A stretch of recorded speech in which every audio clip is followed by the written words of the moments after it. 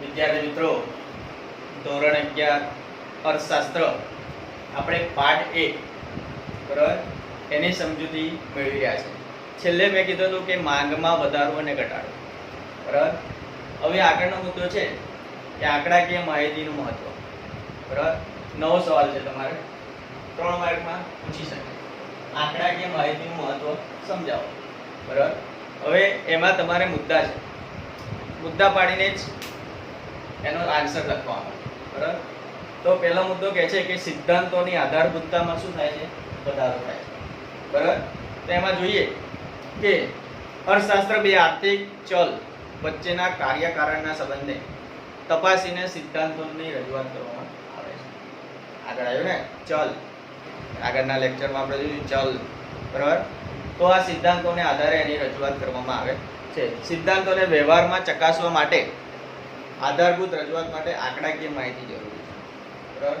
આગળ મેં તમને કીધેલું કે લેક્ચરમાં કે તમને આલેખ જ્યારે આવે ત્યારે અંદર આંકડા આપી દીધા હોય છે, તમારે ખાલી આલેખ દોરવાનો હોય છે. તો આલેખ દોરશો તો એમને તમને આંકડાકીય માહિતી જલ્દી ખ્યાલ આવશે. થિયરિકલ તો એમને ખબર નહીં પડે, પણ આંકડા આપેલા હોય. આપણે ક્રિકેટ જોઈએ છે, ક્રિકેટમાં જે પહેલાં શું છે આલેખ આવે છે બરાબર, સ્તંભ જે આવે છે ને એના દ્વારા આપણને ખબર પડે કોણે કેટલા વધારે રન કર્યા કઈ ટીમે બરાબર. એના જેવું છે. સિદ્ધાંતોને વ્યવહારમાં ચકાસવા માટે આધારભૂત રજૂઆત માટે આંકડાકીય માહિતી જરૂરી છે.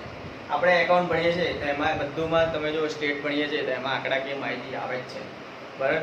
દાખલા તરીકે અહીંયા એક્ઝામ્પલ આપેલા છે, વરસાદ અને ખેત ઉત્પાદન વચ્ચેનો સંબંધ બરાબર. અહીંયા લખું છું એક્ઝામ્પલ છે વરસાદ અને ખેત ઉત્પાદન વચ્ચે સંબંધ. ખેતી શેની સાથે સંકળાયેલી છે? વરસાદ જોડે. જો વરસાદ નહીં આવે તો ખેત ઉત્પાદન ઓછું થશે. જો વરસાદ સારો આવશે તો ખેત ઉત્પાદન શું થશે? વધે. એના આંકડાકીય અત્યારે આપણને કહે છે આપણે અત્યારે 42% વરસાદ પડ્યો છે. આંકડા પરથી ખબર પડ્યું બરાબર. કિંમત અને માંગ વચ્ચેનો સંબંધ. કઈ વસ્તુની ડિમાન્ડ વધારે છે, કઈ વસ્તુની કિંમત છે બરાબર. નફા અને ઉત્પાદન વચ્ચેનો સંબંધ આંકડાકીય. આ બધાના આંકડા રજૂઆત થાય છે બરાબર. તો એના આધારે વિશ્વસનીય તમને માહિતી મળે. સિદ્ધાંત વ્યવહારમાં પણ સાચો જ છે કે તે પણ તમે જાતે તપાસ કરી શકો છો. બીજો મુદ્દો છે દશા અને દિશાના વલણો જાણવા માટે. દશા અને દિશા છોકરી નામ છે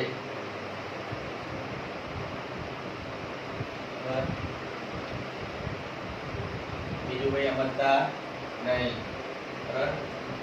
અર્થતંત્રમાં દશા અને દિશાના વલણો જાણવા માટે પણ સમગ્ર અર્થતંત્રમાં આ વલણો કયા પ્રકારના છે, કઈ દિશામાં પ્રવાહ જઈ રહ્યો છે બરાબર, તે આંકડાઓ દ્વારા જાણી શકાય છે બરાબર.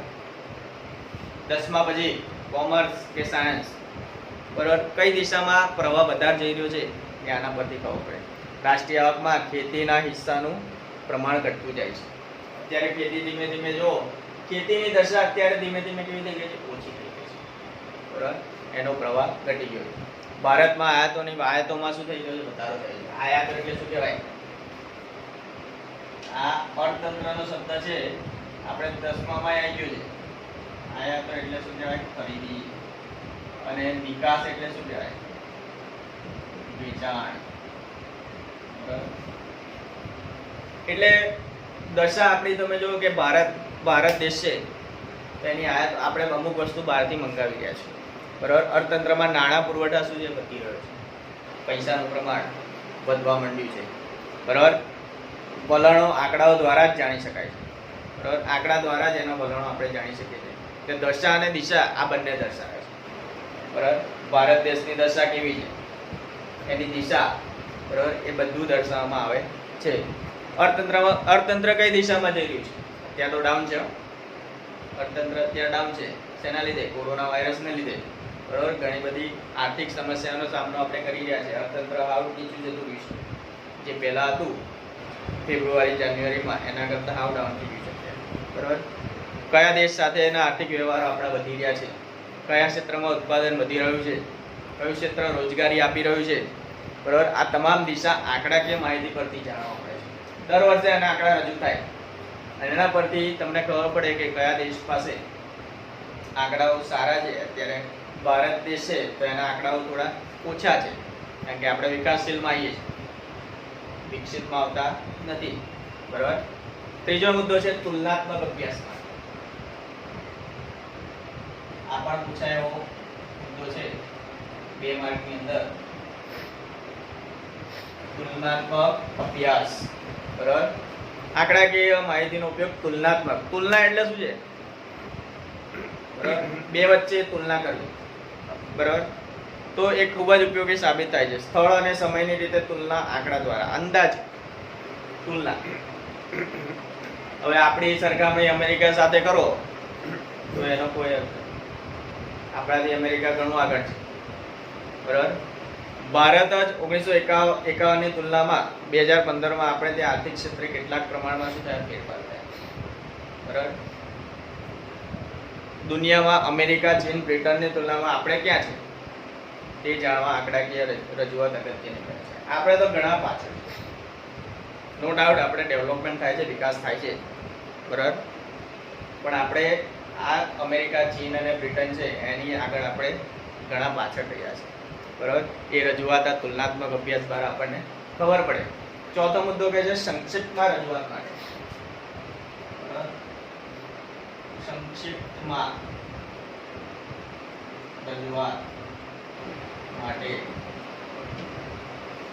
સંક્ષિપ્તમાં એટલે વિસ્તારપૂર્વક, લાંબા વર્ણનો, સવિસ્તર આપણે કહીએ છીએ ને, સવિસ્તર આર્થિક બાબતોની સંક્ષિપ્ત અને પ્રતિમાત્મક રજૂઆત માટે. આ બધા જે મુદ્દા છે બધામાં આંકડાકીય માહિતી તમને જલ્દી વધારે ખબર પડશે. બરાબર. અને આલેખો ખૂબ મહત્વના છે. એક મુદ્દા છે આંકડા અને બીજું શું આવશે? આલેખ. આ બે મહત્વ જરૂરી છે આમાં. બરાબર. સામાન્ય માણસ પણ સમજી જાય. કોઈ ગાંડું હોય ને, ગાંડું ના પણ નોર્મલ નોલેજ હોય તો એ લોકો પણ સમજી શકે તે રીતે રજૂ થતી આંકડાકીય માહિતી તુલનાત્મક વલણો અને સિદ્ધાંતની સચોટ છતાં ટૂંકમાં રજૂઆત દ્વારા. આ બે વસ્તુ એવી છે કે ટૂંકમાં રજૂઆત થઈ જાય, લાંબુ વર્ણન કરવાની કોઈ જરૂર પડતી નથી. આંકડા અને આલેખ તમને તૈયાર આપી દીધા હોય તો તમને જલ્દીથી ખ્યાલ આવી જાય. બરાબર. એટલે આલેખો પ્રથમ દર્શીય સમજૂતી આપે છે. સૌથી વધારે તમને આલેખ, ચિત્ર પહેલા નંબર પર આ આલેખ અને બીજા નંબર પર આ. બરાબર. આલેખ જોઈએ તમને, સ્તંભ જોઈએ તમને જલ્દી ખબર પડી જાય. બરાબર. હવે આંકડાકીય માહિતીને આકૃતિ આલેખમાં રજૂ કરતી વખતે ધ્યાનમાં રાખવાની બાબતો. નવો મુદ્દો આવે છે તમારે. આ પણ પરીક્ષામાં પૂછાય એવો છે. બરાબર. કે આંકડામાં પ્રાપ્ત વિગતોને આલેખ કે આકૃતિમાં રજૂઆત કરતી વખતે કઈ બાબતો ધ્યાનમાં રાખવી. બરાબર. આપણે હવે એની સમજૂતી મેળવીશું. વિદ્યાર્થી મિત્રો, આંકડાકીય માહિતીને આકૃતિ આલેખમાં રજૂ કરતી વખતે ધ્યાનમાં રાખવાની બાબતો. આમાં 3 મુદ્દા છે. પહેલો મુદ્દો છે વિશ્વસનીય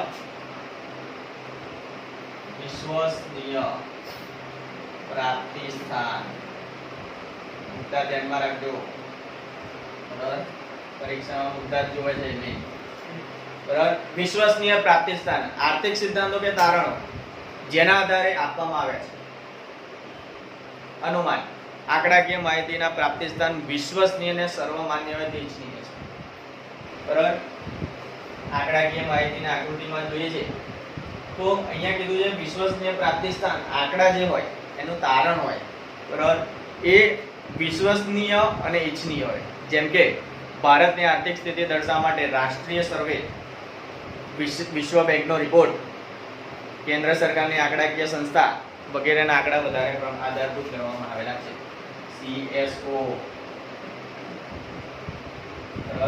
CSO સેન્ટ્રલ સ્ટેટિસ્ટિકલ ઓર્ગેનાઇઝેશન એને કહેવાય છે કેન્દ્ર સરકારની આંકડાકીય 12માં આવે છે.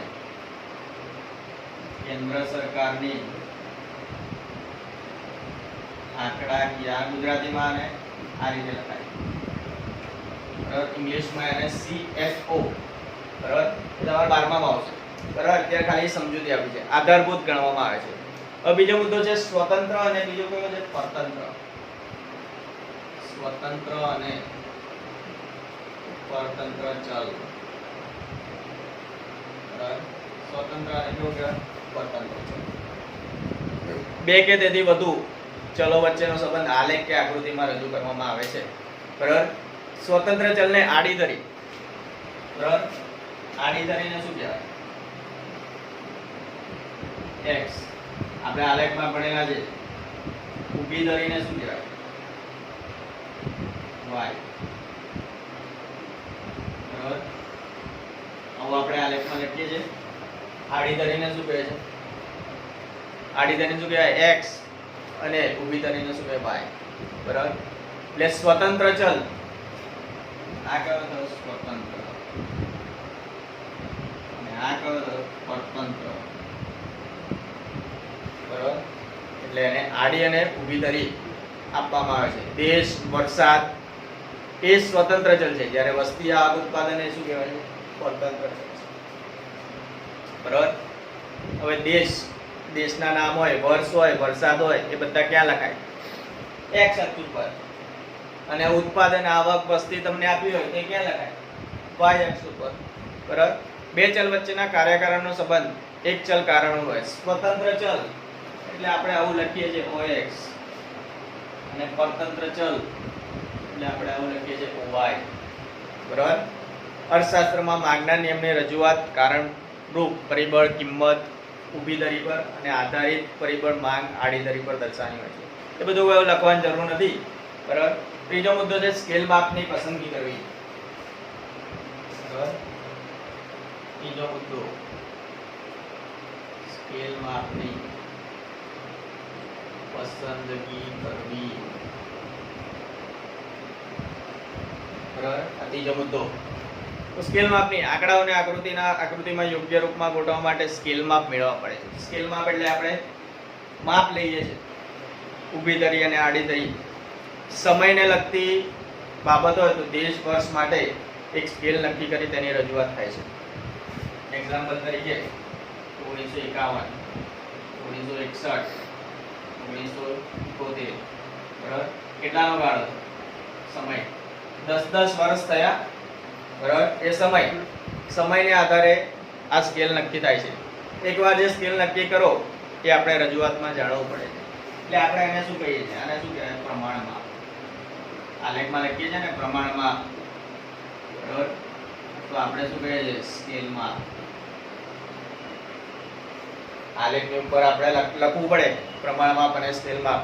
હવે 1 ઇંચ બરાબર કેટલા? અહીંયા લખું છું 1 ઇંચ બરાબર 5 વર્ષ. આપણે એવું લઈએ 5 નો સમયગાળો. બરાબર, આમાં આપણે કેટલો લીધો? અથવા 1 ઇંચ બરાબર આપણે અહીંયા લીધો છે 10 વર્ષ. બરાબર, કે આપણે લખીને આપવું પડે આલેખની અંદર. બરાબર, એ વધારો હોય. મોટા આંકડાકીય માહિતીને આકૃતિમાં ટૂંકમાં રજૂ કરતી વખતે SS નિશાની એટલે આવી નિશાની હોય. બરાબર, અને SS નિશાની કરીએ છીએ. SS નિશાની તરીકે દર્શાવવામાં આવે છે. તો આ ત્રણ મુદ્દા આપણે જોયા. આંકડાકીય માહિતીને આકૃતિમાં આલેખમાં રજૂ કરતી વખતે વિશ્વસનીય પ્રાપ્તિ સ્થાન, સ્વતંત્ર અને પરતંત્ર ચલ, સ્કેલ માપની પસંદગી. હવે આપણે નેક્સ્ટ લેક્ચરમાં આંકડાકીય માહિતીને આકૃતિ કે આલેખમાં રજૂઆત કરવા માટેના બે પ્રકારો જોઈશું. એમાં સ્તંભ આકૃતિ આવશે અને પાસેની સ્તંભ આકૃતિ. બરાબર, એ આપણે નેક્સ્ટ લેક્ચરમાં જોઈશું. બરાબર.